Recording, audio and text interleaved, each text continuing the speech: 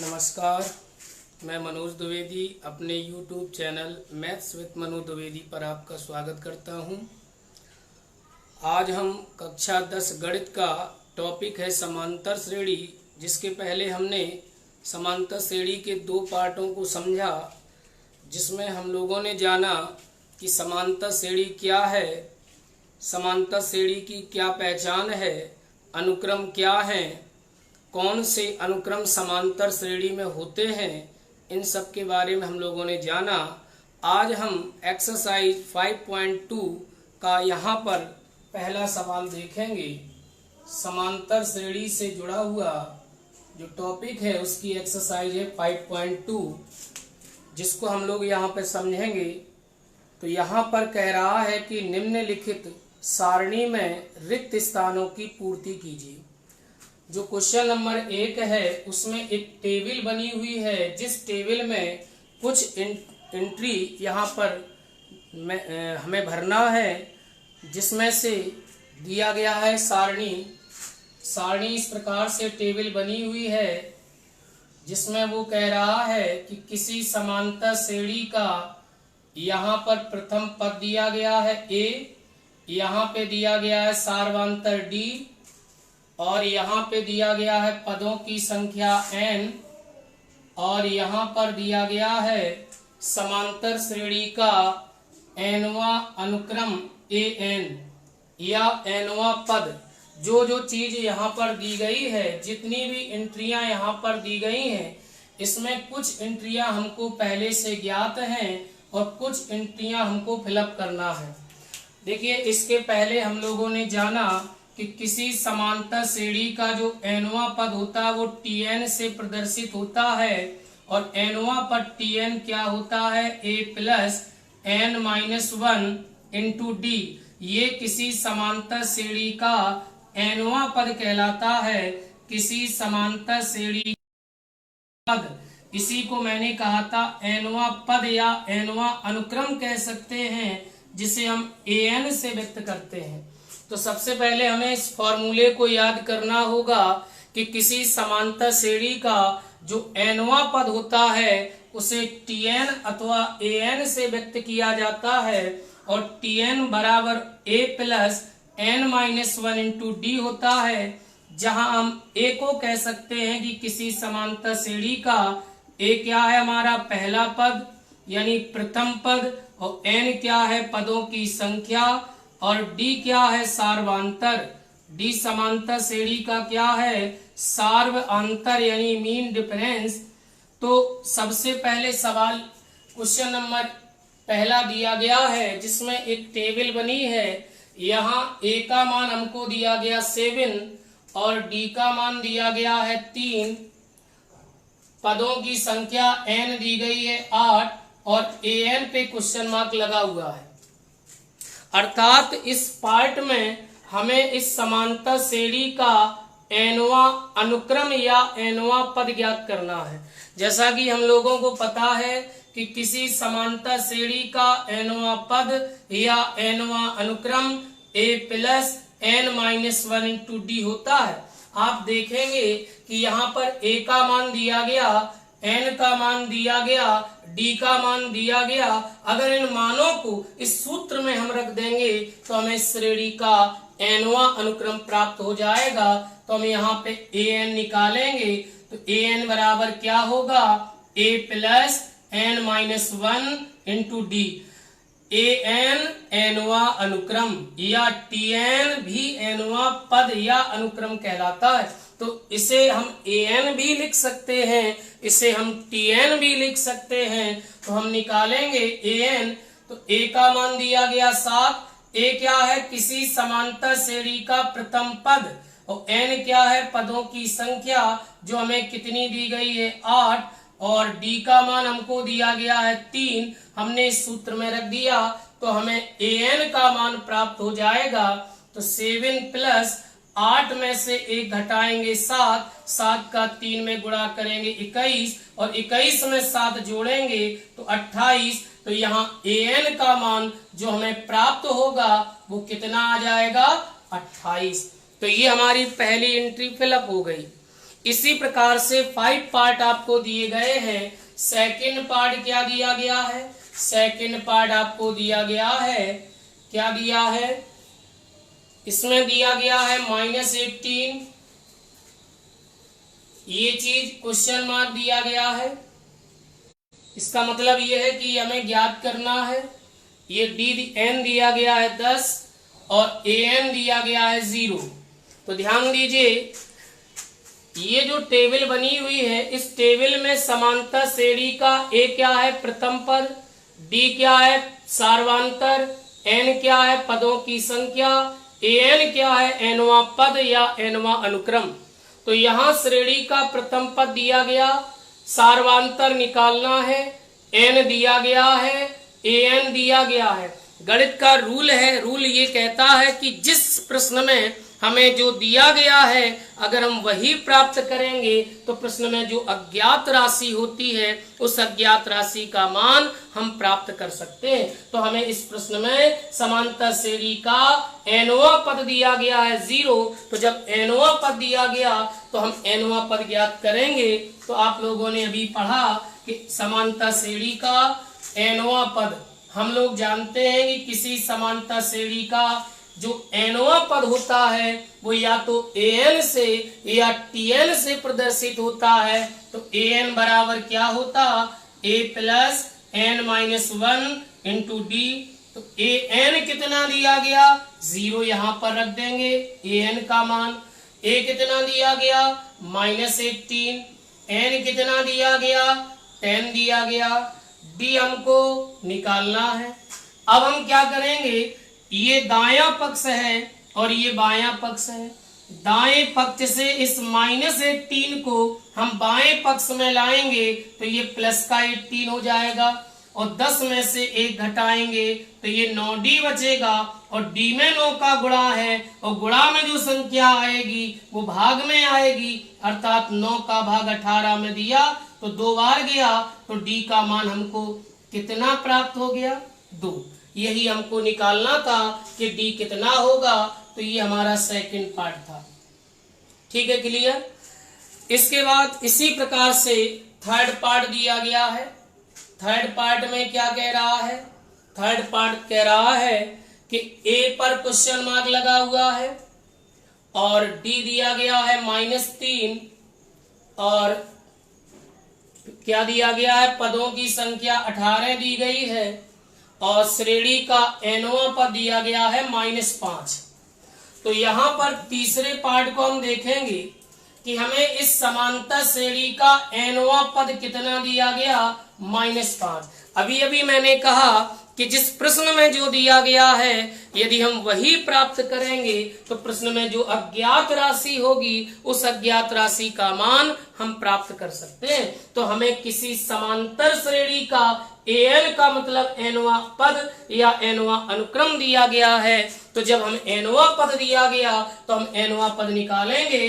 तो हम लोग जानते हैं किसी समांतर श्रेणी का nवां पद या तो an से प्रदर्शित होता है या tn से प्रदर्शित होता है। तो an बराबर क्या होता?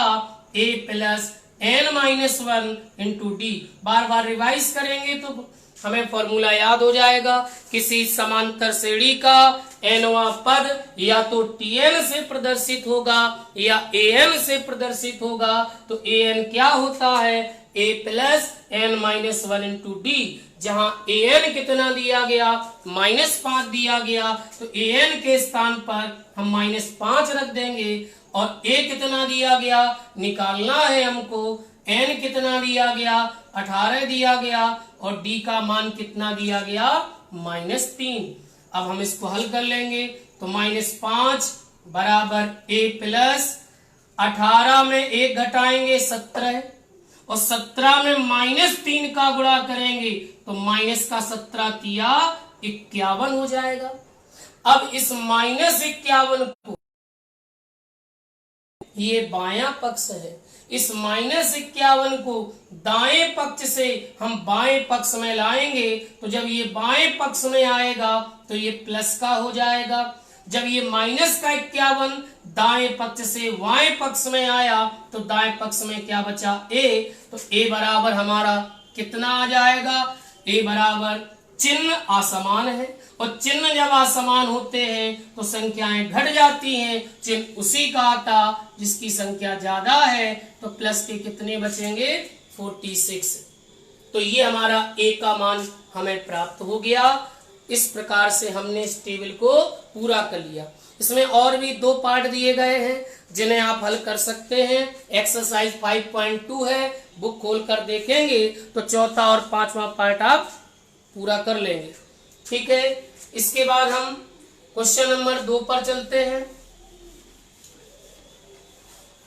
देखिए क्वेश्चन नंबर 2 कह रहा है कि निम्नलिखित में सही उत्तर का चुनाव कीजिए जिनमें से केवल एक विकल्प सही है। अर्थात क्वेश्चन नंबर 2 जो दिया गया है ये एक ऑब्जेक्टिव टाइप क्वेश्चन है जिसमें 4 ऑप्शन दिए गए हैं, हमें एक ऑप्शन सही ऑप्शन का चुनाव करना है।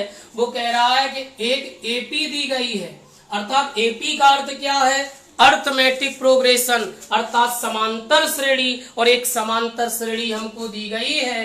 क्या दी गई, 10, 7, 4, dot dot dot dot dot dot का 30वां पद होगा। वो कह रहा है इसका 30वां पद होगा। 4 ऑप्शन दिए गए, पहला, दूसरा, तीसरा और चौथा ऑप्शन। पहले ऑप्शन में दिया गया है 97, दूसरे ऑप्शन में दिया गया 77, तीसरे ऑप्शन में दिया गया -77 और चौथे ऑप्शन में दिया गया -87। ठीक है, चलिए, तो ये कह रहा है कि इस समांतर श्रेणी जो आपके सामने दी गई है, ये इसका जो 30वां पद होगा वो क्या होगा, वो आपको बताना है। तो हम लोगों ने पढ़ा बार बार वही बात कि किसी समांतर श्रेणी का 30वां, 20वां, 40वां, 100वां, 18वां, 10वां कोई भी पद निकालना हो, हमें nवां पद याद होना चाहिए। तो हम लोग जानते हैं कि किसी समांतर श्रेणी का जो nवां पद होता है वो a plus n-1 into D होता है। किसी समांतर श्रेणी का nवां जो पद होता है वो a plus n-1 into D होता है। अब बात करें कि nवें पद को हम प्रदर्शित किससे करते, तो nवें पद को हम tn से या an से प्रदर्शित करते हैं। तो tn बराबर क्या होता, a plus n-1 into D. हमें कौन सा पद निकालना है, 30वां पद। तो 30वां पद क्या होगा, किसी समांतर श्रेणी का 30वां पद निकालना है। तो देखिए यहाँ पर हमें एक समांतर श्रेणी दी गई, जिस समांतर श्रेणी का प्रथम पद क्या होता है, a, कितना दिया गया 10, सार्वंतर डी निकाल लेंगे। a क्या होता है, श्रेणी का प्रथम पद, और d क्या होता है, सार्वंतर। मैंने कल बताया था पिछली क्लास में कि d सार्वंतर होता है और सार्वंतर निकालने के लिए हम श्रेणी के द्वितीय पद में प्रथम पद को घटाते हैं। अब द्वितीय पद कौन होता, अगर यह श्रेणी का प्रथम पद तो ये द्वितीय पद, अगर यह श्रेणी का प्रथम पद तो ये द्वितीय पद, अगर इसके आगे वाला प्रथम पद तो उसके आगे का द्वितीय पद होगा। तो आपने देखा कि श्रेणी का द्वितीय पद क्या है, 7, और 7 में से 10 घटाएंगे तो -3 सार्वंतर आएगा। तो a का मान दिया गया है कितना, 10, केवा पद निकालने 30वां, तो n के स्थान पे 30, और d का मान कितना है, -3। तो यहाँ पे ध्यान दीजिए, 10, 30 में से घटाया 29, और 29 का -3 में गुणा किया, 29 या 87, किसका हो गया, माइनस का। अब चिन्ह असमान है तो संख्याएं घटेंगी, चिन्ह उसी का आएगा जिसकी संख्या ज्यादा, तो माइनस के 77, अर्थात इस समांतर श्रेणी का जो 30वां पद होगा वो -77 होगा। तो इस हिसाब से कौन सा ऑप्शन सही होगा, सी ऑप्शन सही होगा। क्लियर। किसी छात्र को किसी प्रकार का की कोई समस्या है तो वो अपना कमेंट जरूर करें। मैंने अभी पिछली क्लासों में आपको बताया था कि 10 जुलाई से हमारा एक क्रैश कोर्स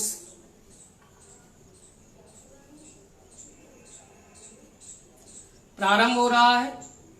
10th का क्रैश कोर्स, जिसमें बोर्ड परीक्षा के हिसाब से पूरी तैयारी, पूरे सिलेबस की तैयारी करवाई जाएगी। पूरे प्रैक्टिस पेपर सॉल्व करवाए जाएंगे। सभी इंपॉर्टेंट प्रश्नों की एक श्रृंखला चलेगी। सारे पीडीएफ नोट्स आपको मिलेंगे, जिसमें आपको हमारे पेड बैच से जुड़ना होगा।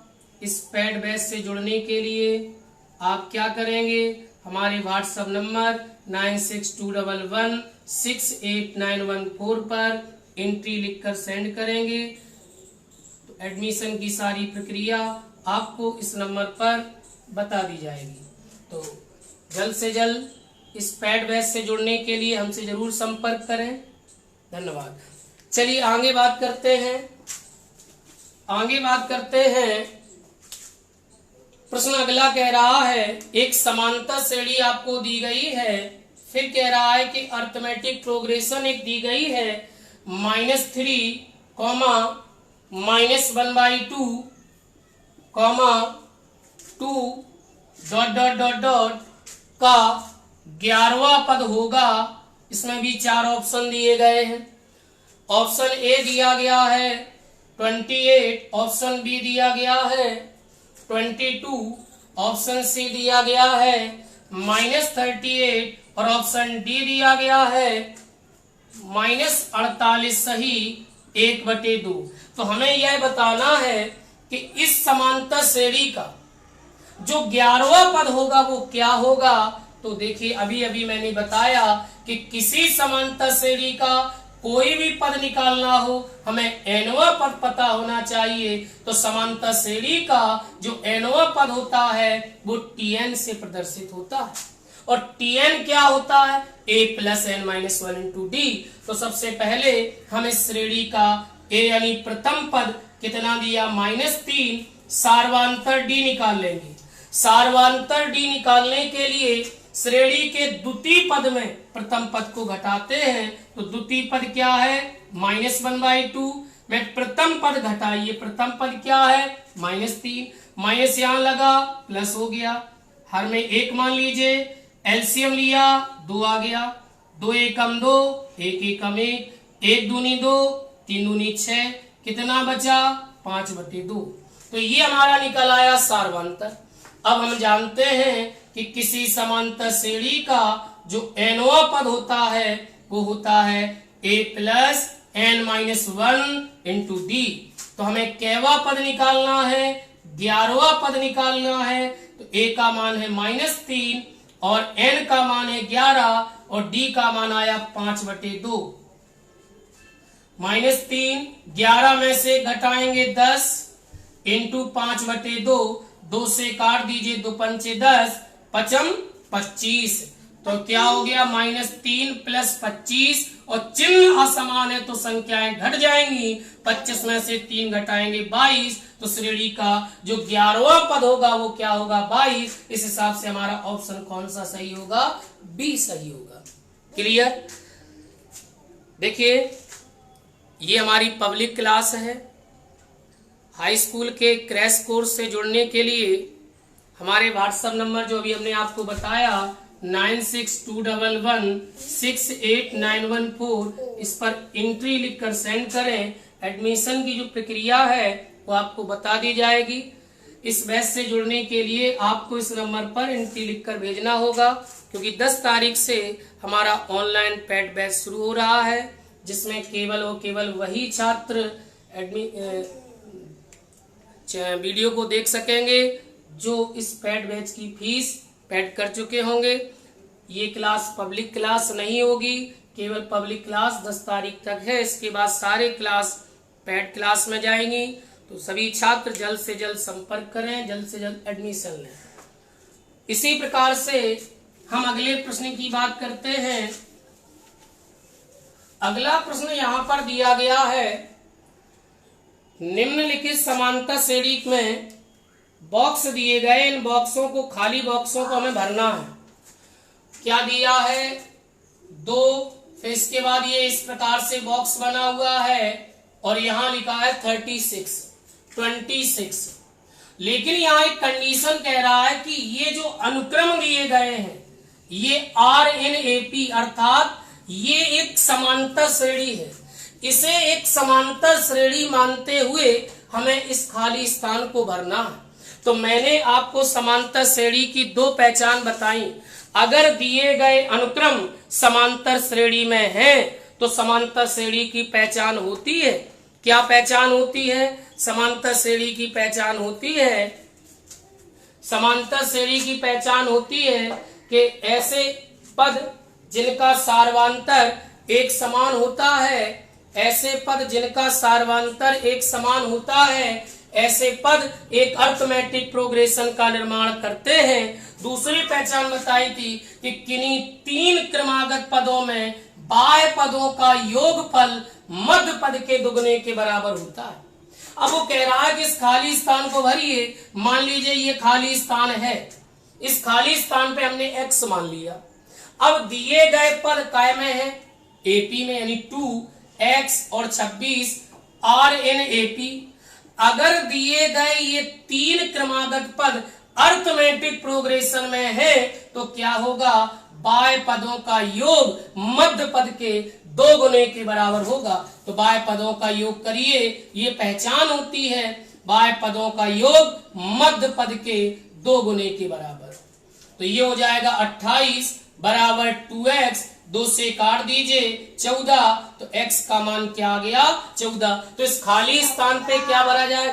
खाली स्थान पे क्या भरा जाएगा? 14। तो इस प्रकार से हम इन खाली बॉक्स को भर सकते हैं। इसी प्रकार से हमें दिया गया है, क्या दिया गया है? बॉक्स दिया गया है दूसरा पार्ट, ये बॉक्स बना हुआ है। इसके बाद यहाँ अगला पद दिया 13, फिर और यहाँ क्या दिया गया है? 3। तो ध्यान दीजिएगा, मान लीजिए ये खाली पद हमने x मान लिया और ये खाली पद हमने y मान लिया। हमने देखा कि वो कह रहा है कि ये दिए गए जो पद हैं ये काय में है? अरिथमेटिक प्रोग्रेशन में। दिए गए पद अरिथमेटिक प्रोग्रेशन में है अर्थात दिए गए पद समांतर श्रेणी में है, तो इन खाली स्थानों को भरिए। तो खाली स्थानों को भरना है, तो खाली स्थानों को भरने के लिए अभी हमने एक प्रोसेस तरीका बताया कि किन्हीं तीन क्रमागत पदों में बाह्य पदों का योग मध्य पद के दुगने के बराबर होता है। तो बाह्य पदों का योग करिए, x धन y मध्य पद का दुगना यानी कितना होगा? 26। तो यहाँ एक इक्वेशन यहाँ पे तैयार हो जाता है। अभी हमने लिया इन तीन पदों को कि इन तीन क्रमागत पदों में बाह्य पदों का योग मध्य पद का दुगना। अब इन तीन पदों को ले लीजिए, इन तीन क्रमागत पदों में इन बाह्य पदों का योग इसका दुगना, यानी 13 + 3 बराबर 2y, अर्थात ये हो गया 16 बराबर 2y और 2 का भाग किया 8, तो y का मान क्या आ गया? 8। अब y का मान जब 8 आ गया तो y का मान इस समीकरण 1 में रख देंगे, y का मान समीकरण 1 में रख देंगे तो हमें x का मान प्राप्त हो जाएगा। इस प्रकार से हम खाली बॉक्स का मान प्राप्त कर सकते हैं। तो रख दीजिए y का मान 8 रख दिया बराबर 26। 8 अचर पद है और इस अचर पद को हम दाएं पक्ष में ले जाएंगे तो ये दाएं पक्ष में जाएगा, माइनस का हो जाएगा, तो x बराबर कितना बचेगा? 18। तो ये x की वैल्यू हमको प्राप्त हो जाएगी। तो यहाँ पर एक अरिथमेटिक प्रोग्रेशन दी गई थी जिसमें ये बॉक्स खाली थे, इन बॉक्सेस को भरना था। तो हमने क्या किया, इस खाली बॉक्सेस के स्थान पर x y मान लिया। तो समांतर श्रेणी के दो रूल होते हैं कि अगर दिए गए अनुक्रम समांतर श्रेणी में है तो क्या होगा? सभी पदों का सार्वधातुक एक समान होगा, पहला नियम। दूसरा नियम ये कहता है कि तीन क्रमागत पदों में बाह्य पदों का योग मध्य पद के 2 गुने के बराबर होता है। तो ये दूसरा रूल हमने लगाया तो आसानी से ये बॉक्स हम लोगों ने भर लिए। हमने क्या किया, इन तीन क्रमागत पदों में इन बाह्य पदों का योग मध्य पद का दुगना, फिर इन तीन बाह्य क्रमागत पदों में बाह्य पदों का योग मध्य पद का दुगना, तो यहाँ से y की वैल्यू आ गई और y की वैल्यू समीकरण 1 में रख दी तो हमें x की वैल्यू आ गई। तो ये खाली बॉक्स यानी यहाँ भरा जाएगा 18 और यहाँ भरा जाएगा 8। ठीक है, आज के लिए इतना ही। धन्यवाद। अपना फीडबैक जरूर दें और हमारे ऑनलाइन पेड बैच से जरूर जुड़ें। धन्यवाद। Thank you.